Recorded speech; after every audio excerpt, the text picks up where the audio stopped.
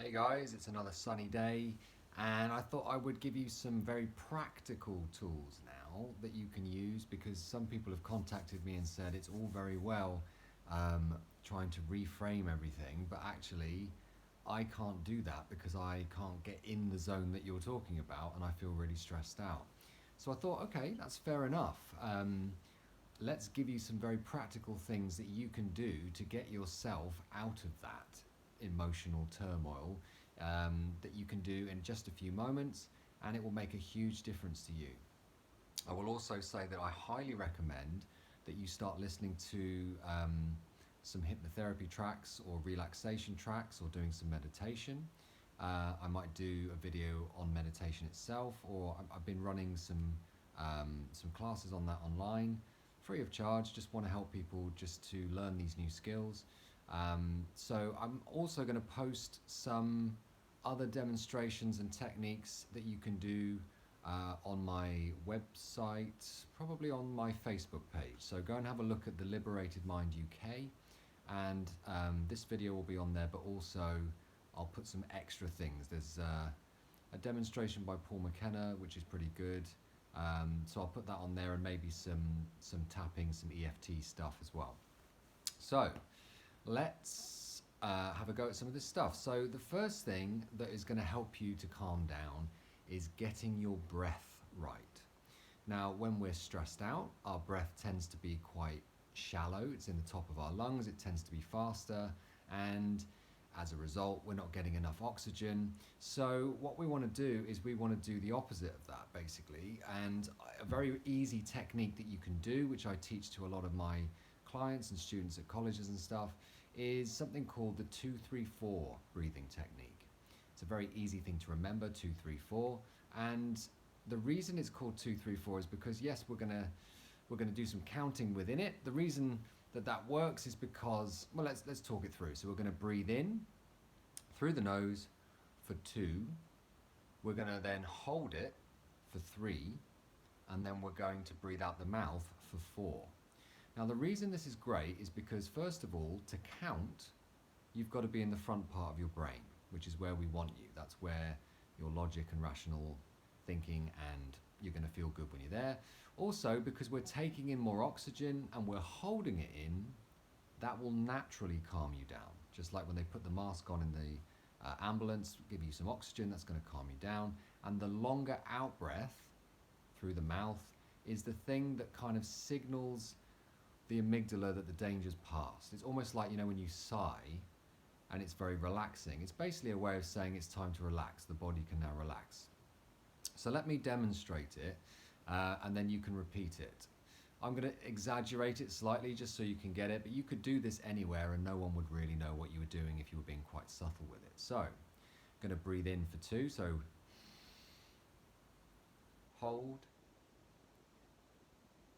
then out the mouth.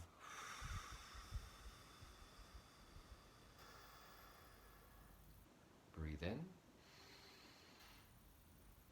hold, and breathe out. One more time, breathe in, hold, and then breathe out.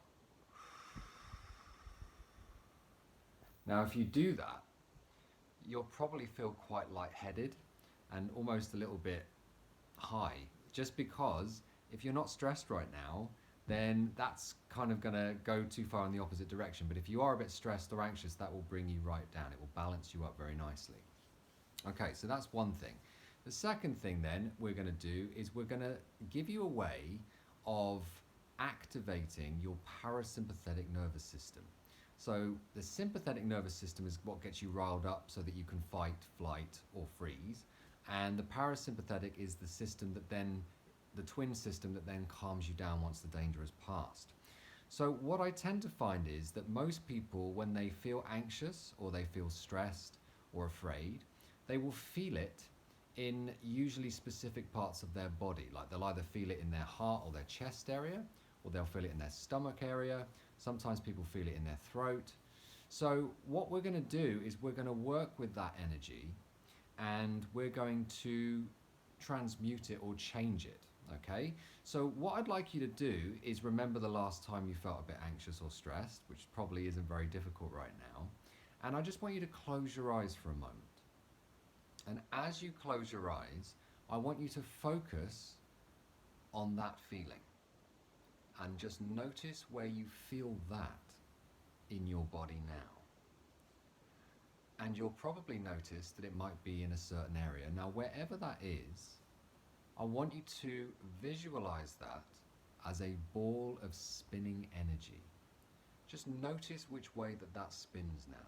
Is it clockwise? Is it anti-clockwise? Is it rolling forwards? Is it rolling backwards?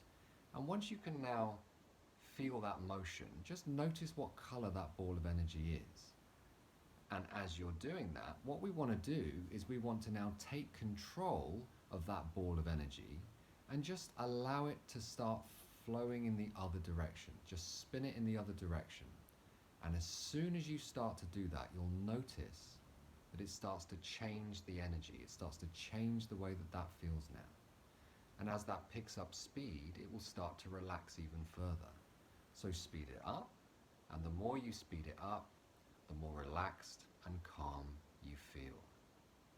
And once you're spinning it at a reasonably good speed, you'll notice it starts to change color. So just what color is that now changing to as you spin that in the other direction? And once you're spinning it now at a really good speed, I'd like you to just allow that to move outside of your body now. So just bring that outside in front of you and just notice how much better that feels now as that leaves your body. And now that it's in front of you, I want you to spin it as fast as you can. I want you to make this as bright and colorful and fast as you can make it. So fast that there's no way that could ever go back the way it was before. And once you're spinning it as fast as you feel that you can, I'd like you to take a big deep breath in and use that breath to then shoot that away so that you can't see it and you can't feel it. That has gone. Open your eyes and notice how much better you feel. So simple, but really, really effective.